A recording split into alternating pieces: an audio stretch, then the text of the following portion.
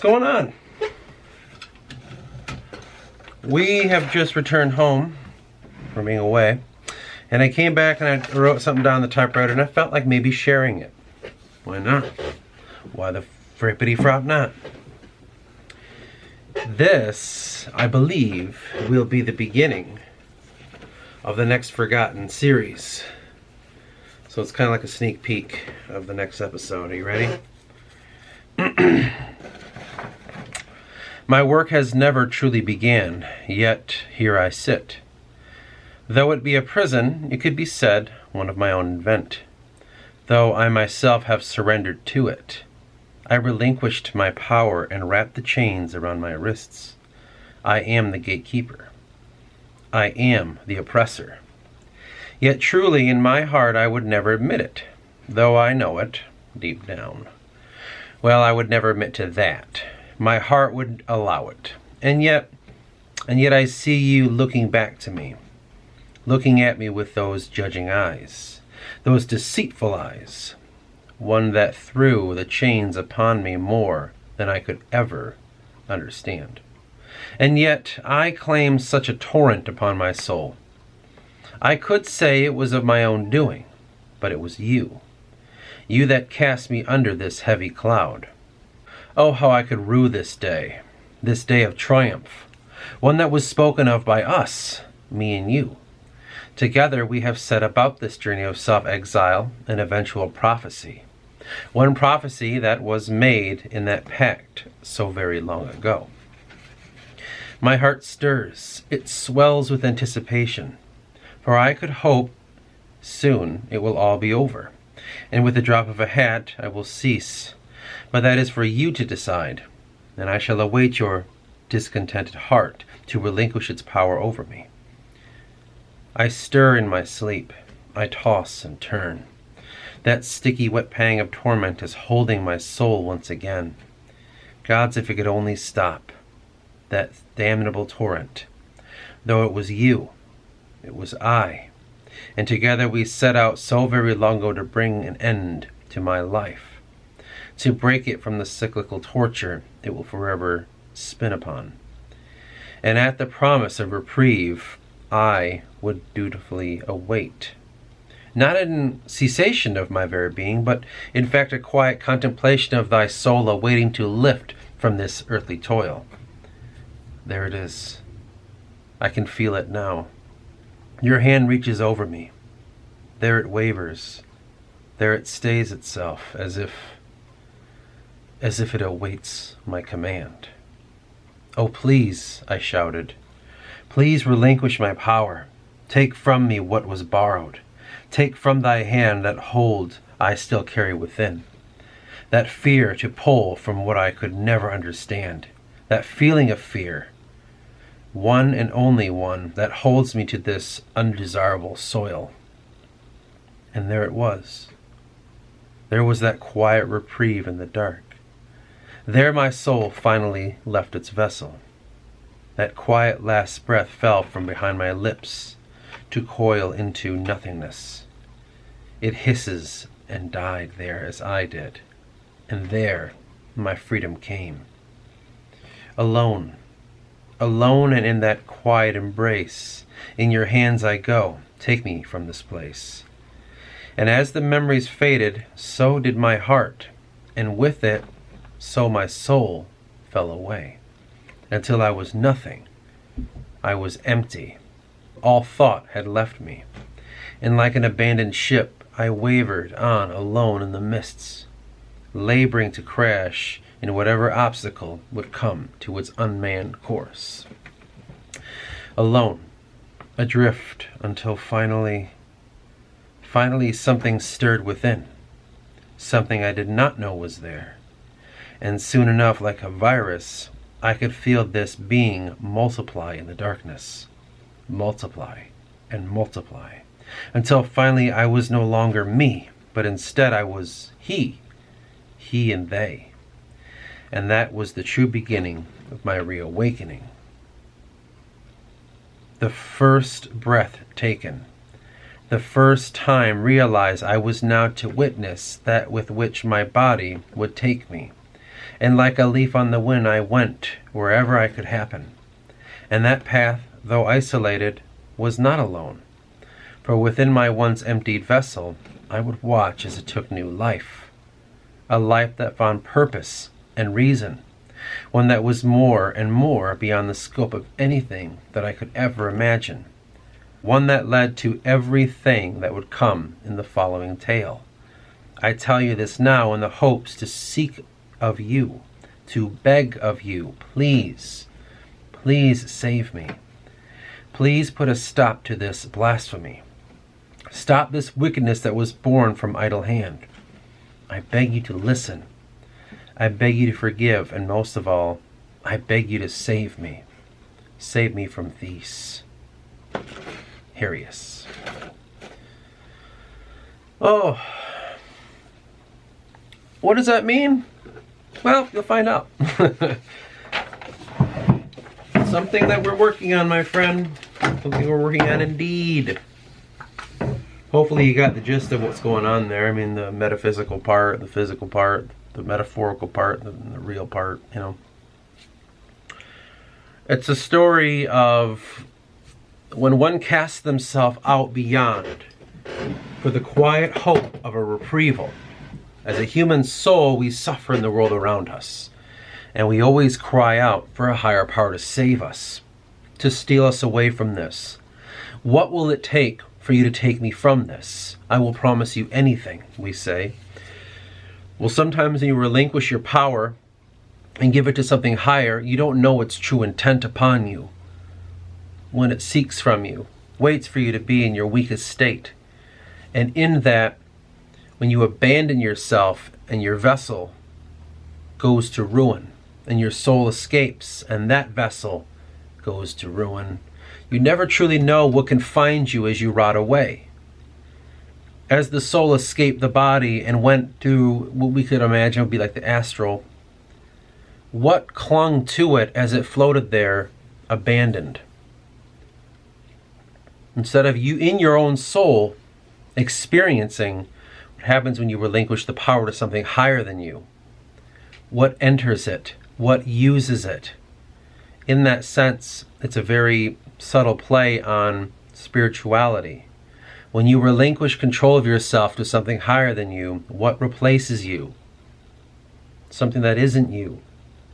And in that, the story to come will be the story of morality played out through the small archetypes that ended up taking over Harius's body. If you remember in the last forgotten episode, Dove came out of his trance-like state, and he came back to the universe. And as he did, he said, "Oh my God, I'm in a tomb." And his buddy, the guide says, "Well, a tomb of whom?" And he says, "It's my tomb, and my name is Harius." What did that mean? Well, this is where the story begins. What brought Harius to that point? Where, as he relinquished the power, he lay there like a derelict vessel. And inside of that, things attached on and used that vessel. Let's think of it like this. Think in a way. How do we make it really physical? We'd say it's an alien ship. It's a spaceship that you made for yourself. But you relinquished the power to aliens that went into the ship and used it for their own purposes. For good or for bad. These aliens just so happen to want to make right in the world. And they use this ship to try to make right. And they go on a series of adventures in this otherworldly experience as you go from planet to planet while it has its happenings. That's it in a physical way, but imagine replacing aliens with archetypes of your own mind that lay dormant, hidden in the back. Replace ship with your soul, and replace planets with astral ideas of, like Dante's Inferno. Each circle of hell, purgatory, each area of ascension into beyond purgatory and into heaven, the planes there. It's just that. It's just states of mind, states of being acted out and given a planetary understanding. And that's the story that will be continuing with Dove. At this point, it will be Harius. And as I said, we're going to take a sidestep, and I'm going to get you to the point of how did Harius get to the point where he meets with Dove in this empty vessel, in this prison, in this tomb. How did that happen? Dove came to this point. How did Harrius get to that? And in telling you this story, I really sat for a while and thought, how can I make this be? And it honestly just came all from a dream. None of it I planned in a very detailed way before. I had this series of dreams. And the series of dreams, the more I thought about it, was the perfect explanation of how Harrius came to be. And I'm super excited to tell you this series of dreams and to tell you the story of Harrius, which happens to be the universe of Euandra. It's just going to be a lot because there's so much for me to comb through. There's so much for me to tell you, to get to you. And it's going to take a lot of my, every bit of my fucking writing skill to tell you the story of how one can lose themselves. And how in the path of you losing yourself, it's the child within you trying to save you. Sometimes we cling to the past because sometimes the past is guiding us. But eventually we have to relinquish that power so that we may charge into the future. But sometimes we may do it at the wrong moment, and we become lost and enraptured to that which we could never understand. You gave your power, let's just say, you gave your power to God and his religion here on earth. What if you didn't realize what was really in that? And when you gave your power, you gave away your soul to be used by some higher force that you could never comprehend. One that promised you everything. One that promised you anything, only that you serve it. You replace words like serve, and you replace them with words like relinquishing your wickedness and sin and accepting someone as a savior of you. I don't necessarily believe in a very detailed way this is what I think religion is, but I thought it was very interesting to explore it in a way of what if religion is a trick, not by man, but by higher powers. Because we play on the idea of relinquishing power to something greater than us. And in that understanding, we have to begin to realize what consciousness is. So for instance, someone that's more theologically sound, someone who believes, religion, we must understand that if we were to believe it, then there has to be a unity consciousness. There has to be, all of us are derived from the same source. This same source is either God or some aspect of God that he cast out of himself, right? In that play, we have the story of Harrius. So if Harrius is a human being, as it's read out in that little script there, he's relinquishing himself to something greater. And what's greater is taking that soul and using it. So when he leaves, his soul leaves his body, then he goes off, and it kind of, in my imagining, I always imagine as this vessel. It was derelict. And in that, aspects of what he gave power to begin to rise. These aspects are manifest through his very own archetypes that are within him. His emotions, on a very higher level, we can just really, I guess we'll paint it as his emotions manifest into beings. These beings set forth into an unknown ever after. That's the whole point of what's coming. So Harrius is just a human being who transforms himself into something greater, and somehow that will lead to the story of the Forgotten series. In that story, we begin to relay how these beings that manifest, how can they create a concept of a living world? Because in that living world is the viewpoint of self. So the viewpoint of self is me and you. I create the world around me. If you and I are connected and God is within us, as all the theology says, of various religions, then we are God as well. So that means everything we think, feel, and do is an aspect of God, or ourselves being that God. And it makes a lot of sense why we've come to that conclusion, because we've, even on a small level, begin to understand the way I see the world around me influences my the way in which I see it. If I'm always afraid that I'm going to get robbed or raped or murdered all the time, I'm going to see that world around me. Whether it's real or not is to be decided. Whether you can manifest that stuff to come onto you is to be decided. The point is, you make the world you see. Everything you run into, every book you want to read, every video you want to watch, movie, whatever the fuck people do, you make that come to you. You're in control of the world around you more than you could ever understand. And if we're to believe that we're all connected through consciousness, then it's all acting in accord. But the story of Harius is, what if someone broke from that? So his story begins in such a small way. He's on Earth, the apocalypse has come.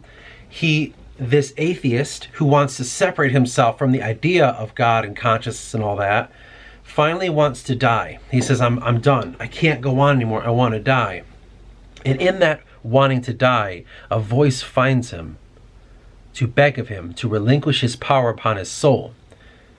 Now, the reason this is important is because Harius is an atheist.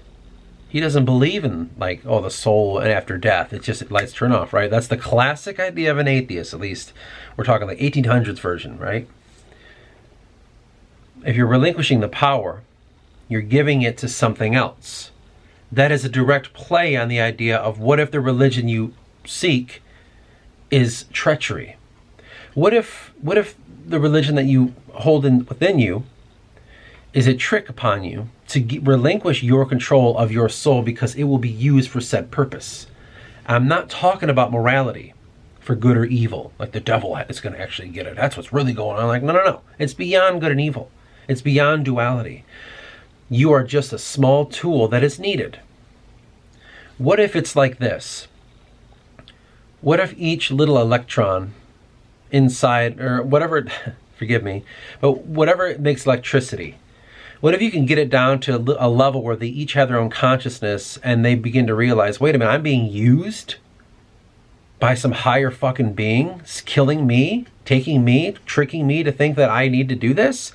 Because there's codes inside of, well, like, you know, electrical equipment and shit like that. It runs it to areas that do certain things on a circuit board. What if they start to realize that it's menacing? Zoom up to our level, we're like, no, I just want my computer to run. It's not menacing at all. I need to use that for a purpose. It's not evil or good. It's just to run a computer, to run the check engine light in my fucking car. That's the idea that I kind of want to explore. What if this higher power is just a higher fucking being? And I need you.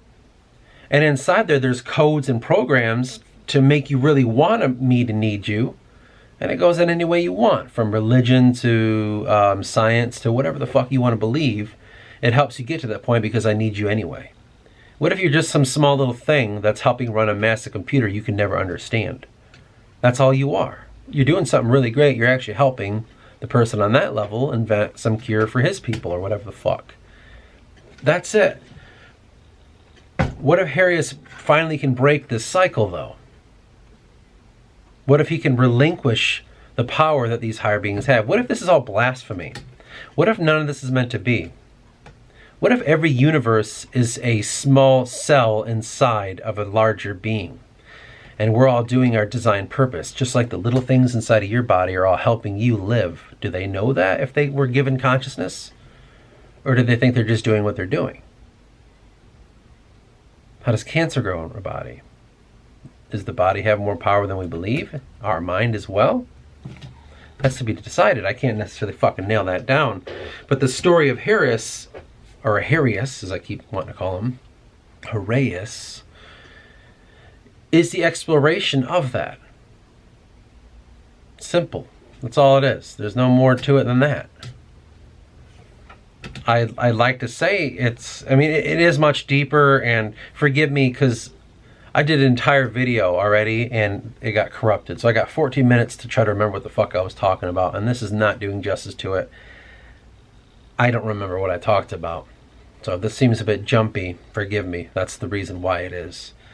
We lost it, man. It was good too. It was so good. Even I was like, wow. So I guess in some way we have to understand.